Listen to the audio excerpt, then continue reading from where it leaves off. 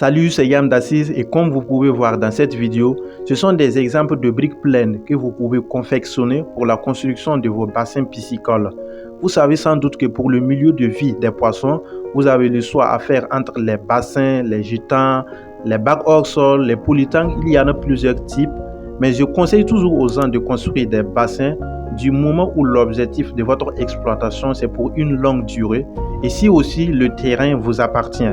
Les bassins, ce sont des milieux de vie de poissons que si vous utilisez, si vous confectionnez bien, si vous construisez bien, la durée minimum c'est 15 ans, c'est 20 ans, 50 ans et vous aurez sans doute des réglages à faire à chaque fois. Il y aura peut-être des fuites d'eau, mais vous pouvez toujours contrôler, contrairement aux bacs hors sol, aux étangs en polytank où ça se dégrade juste seulement après quelques mois ou quelques années si vous n'avez pas de matériel de bonne qualité. Alors, comme vous pouvez constater, ce sont des briques pleines de 10. Donc, il y en a plusieurs types. Il y a des briques pleines de 10, il y a des briques pleines de 15, il y a des briques pleines de 13, il y a des briques pleines de 20. Et vous allez voir que dans cette vidéo, ce sont des briques pleines de 10.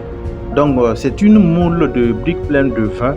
Maintenant, au niveau de la confection, on divise en deux.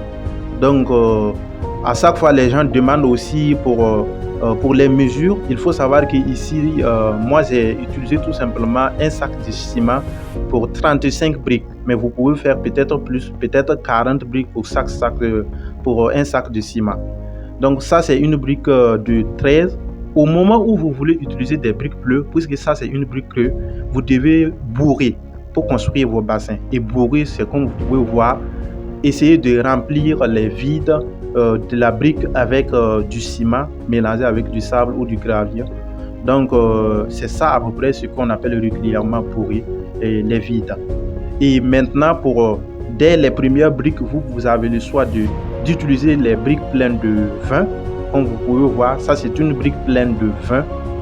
Et elle est bien confectionnée et elle est dure. Donc, après la fondation, juste après la fondation, puisque vous devez creuser la terre et couler du béton avec du caillou sauvage avant de poser votre première brique. Donc c'est ça que j'ai dit, vous pouvez poser votre première brique avec cette brique pleine de 20.